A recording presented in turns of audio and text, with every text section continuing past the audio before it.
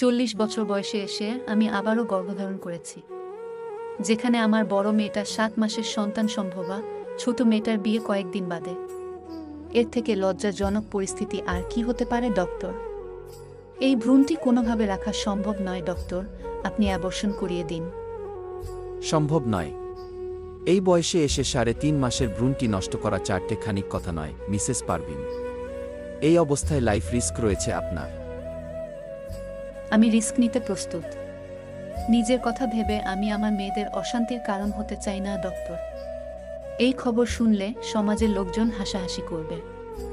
শেষ বয়সে এসে সবার হাসির খোরাক হতে চাই না আমি।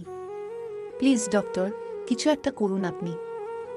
সামনের চেয়ারে বসা শাহনাজ পারভিনের কথা শুনে ডক্টর অথই পূর্ণ দৃষ্টি বুলালো অর্ধবয়স্ক মহিলাটির পানে। লজ্জায় ভীত মুখে কাচুমাচু হয়ে বসে আছেন তিনি। অজানা আতঙ্কে, দুশ্চিন্তায় বিন্দু বিন্দু ঘাম জমেছে কপালে। ডক্টর মিনিট সময় চুপ থেকে উনাকে আশ্বাস দিয়ে বললেন, মাতৃত্ব কখনো লজ্জার হয় না, বরং সৃষ্টিকর্তা দেওয়া বিশেষ রহমত। আপনি লজ্জা পাবেন না। বড় মেয়েদের কথা ভেবে ছোট্ট প্রাণটা মেরে ফেলতে চাইছেন। গর্ভে যে ছোট্ট প্রাণটা রয়েছে সেও আপনারই সন্তান। তাহলে নিষ্পাপ ফুলটির প্রতি কেন এত অবিচার? শাহনাজ পারভিন ডক্টরের এহেন কথায় সাথে সাথে মাথা নিচু করে ফেললেন। মাতৃত্ব আনন্দের, কিন্তু অসময়ে ভিন্ন পরিস্থিতিতে এসে বেকায়দায় পড়ে গিয়েছেন তিনি। বড় বড় মেয়েরা এই বয়সে এসে এখন নিশ্চয়ই নতুন করে তারা ভাই বোন চাইবে না। তাছাড়া মেয়েদের শ্বশুর বাড়ির লোকজন শিক্ষিত, উঁচু শ্রেণীর মানুষ। তারা শাশুড়ির অন্তঃসত্ত্বার ব্যাপারটা তারা কিভাবে নিবে ভাবতেই ফাঁকা ঢোক গিলল শাহনাজ পারভিন। সঠিকভাবে প্রোডাকশন নেওয়ার পরও কি করে যে এমনটা হলো বুঝে উঠে পারছে না উনি। নার্ভাস, দুশ্চিন্তাগ্রস্ত পেশেন্টকে একবার পর্যবেক্ষণ করে ডক্টর অথই পর মুহূর্তে উনাকে ভরসা দিয়ে বললেন, ক্যারি অন মিসেস, আপনি হতাশ হবেন না। আরও কয়েকদিন সময় নিয়ে ভাবুন।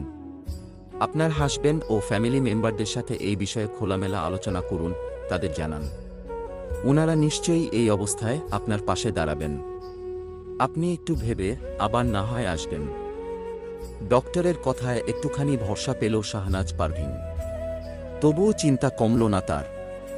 বিষয়টা সবাইকে কি করে জানাবে, এটা নিয়ে বিরাট সংশয়ে পড়লেন তিনি। দোনোমনো দ্বিধাগ্রস্ত মন নিয়ে বাসায় ফিরে আসলেন। তখন বাড়িতে পা রাখতেই ছোট মেয়ে খুশি চলে আসলেন মায়ের কাছে। উষ্খুস নয়নে একবার মাকে পর্যবেক্ষণ করে তড়িৎ কণ্ঠে জিজ্ঞেস করল, মা ডক্টর কি বলল? চমকে উঠল শাহনাজ পারভিন।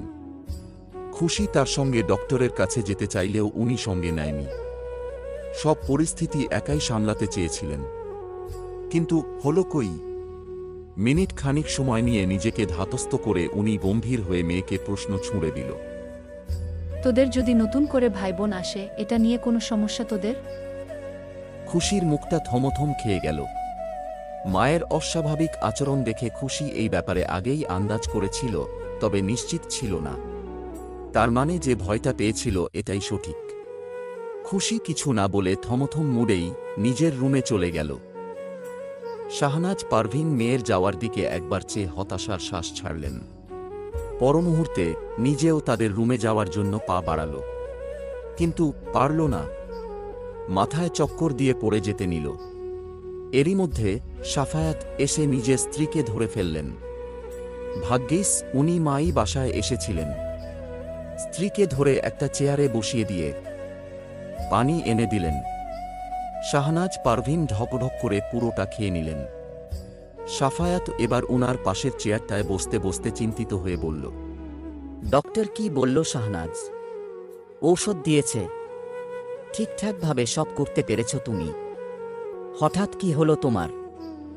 শাহনাজ পারভিন মাথা নিচু করে আমতা আমতা করছে। স্ত্রীর লজ্জা রানা ভয়ার্ত মুখ ভঙ্গিমা দেখে ফের উদ্বিগ্ন কণ্ঠে সাফায়াত বলল, কি হলো নাজ? তুমি ভয় পাচ্ছ কেন? তুমি কিছু নিয়ে চিন্তিত? ডক্টর কি বলল? রিপোর্ট খারাপ এসেছে কি? বলো আমায়। শাহনাজ পারভিন চোখ তুলে তাকাল, জড়ানো কণ্ঠে শুধালো, আমি আবারও মা হতে চলছি। 3.5 মাসের একটি প্রাণ বেড়ে উঠছে আমার সাথে। হোয়াট? শাহনাজ পারভিন ফাঁকা ঢোক গিললেন। সাফায়াত উত্তেজিত হয়ে বসা থেকে উঠে দাঁড়াল। তার বিস্ময় কাটছে না। বর্তমানে চেয়ারম্যান তিনি। 5 এলাকার লোক তাকে চেনে জানে, সম্মান করে। তাছাড়া মেয়েরা বড় হয়েছে, বিয়েশাদী হয়ে নাতনি আসতে চলছে। এই অবস্থা স্ত্রীর এহেন কথায় কান গরম হয়ে গেল তার। কিয়তক্ষণ নীরব থেকে চাপা স্বরে পুনরায় আবারও বলল, তুমি কি বলছো নাজ? সত্যি কি তাই? আমি ভুল বলিনি আপনাকে। সাফায়াত খানিকটা উচ্চ স্বরেই বলল, এটা কি করলে তুমি? যখন একটা ছেলের দরকার ছিল আমার, তখন শত চেষ্টা করেও কোনো বাচ্চা জন্ম দিতে সক্ষম হওনি তুমি। আমি মেনে নিয়েছি সেসব, কিন্তু এখন এই বয়সে এসে সন্তানের কি দরকার ছিল আমাদের? এখানে কি আমার হাত আছে? এখন আল্লাহ দিয়েছে। আমি কি করব? মিনমিন করে বলল শাহনাজ পারভিন। তুমি কি করবা মানে? তোমার লজ্জা লাগছে না এই আধুনিক যুগে এসে প্রাচীন যুগের মতো একটা কাজ করতে, যেখানে কিছুদিন গেলেই নানানানি হব আমরা, নাতি নাতনি, বড় বড় মেয়ে জামাই, এদের মধ্যে নতুন করে আমাদের বাচ্চা? এমনটা কি আজকাল হয়? মুখ দেখাবো কি করে তাদের? লজ্জায় আমার মাথা কাটা যাচ্ছে। ছি ছি, আমাদের আর সন্তানের দরকার নেই নাজ। 2 মেয়ে আছে, এটাই যথেষ্ট। তুমি আগামীকালই এই বাচ্চা অ্যাবর্শন করাবে, বুঝতে পেরেছ আমার কথা? অ্যাবর্শন শব্দটি কানে আসতেই আতঙ্কিত হয়ে উঠলেন শাহনাজ পারভিন। ততক্ষণাৎ শাহনাজ পারভিনের একটা হাত পেটের উপর রাখল। এখানে ছোট্ট একটা প্রাণ রয়েছে তার সাথে। মা হয়ে লোক সমাজের কথা ভেবে এই প্রাণটা বিনাশ করবে ভাবতেই কলিজা মোচড় দিয়ে উঠল তার। না, যে ভুল একবার করতে চাইছে, দ্বিতীয়বার এই ভুল করতে পারবে না তিনি। উনি মা। আগাত 2টো মেয়ের মতোই অনাগত সন্তানটির জন্য এখন মা হচ্ছে তার। মাতৃত্ব সবসময় আনন্দের, মায়াময়, যা সবার কথা ভাবতে গিয়ে উনি টের পায়নি। ডক্টরের চেম্বার থেকে বের হয়ে সারা রাস্তায় যখন একা একা আসছিলেন, হাঁটছিল, তখন এই সুখের অস্বস্তি টের পেয়েছে মা। নিজের করা ভুল সিদ্ধান্তের জন্য অনুতপ্তও হয়েছে। সেই ভুল আবার কোনোভাবে দ্বিতীয়বার সমর্পণ করা যাবে না। এই সুখ থেকে বঞ্চিত হবে না শাহনাজ পারভিন। হোক তার বয়স, তার অনাগত সন্তান পবিত্র। এই কোমল ফুলটি কি করে নষ্ট করবে মা? পরমুহূর্তে উনি ছলছল চোখে আতঙ্কিত স্বরে স্বামীর পানে তাকিয়ে শুধালো, অমন করে বলবেন না গো, অমন করে বলবেন না। এটা তো আমাদেরই সন্তান, আমার হাসি খুশির মতো। এও আমার রক্তের অস্তিত্ব। এই রক্ত কি করে ডাস্টবিনে ফেলে দিব আমি? আপনি বাবা হয়ে এত বড় সিদ্ধান্ত আমাকে চাপিয়ে দিবেন না। দোহাই আপনার, জানি ঠিক হয়নি, তবুও আল্লাহর ইচ্ছে হয়ে গেছে। আপনি আমাকে সাপোর্ট করবেন, এতটুকুই আমার সাহস। স্ত্রীর কথা শুনে এবার মেজাজ বিগড়ে গেল সাফায়াত চেয়ারম্যানের।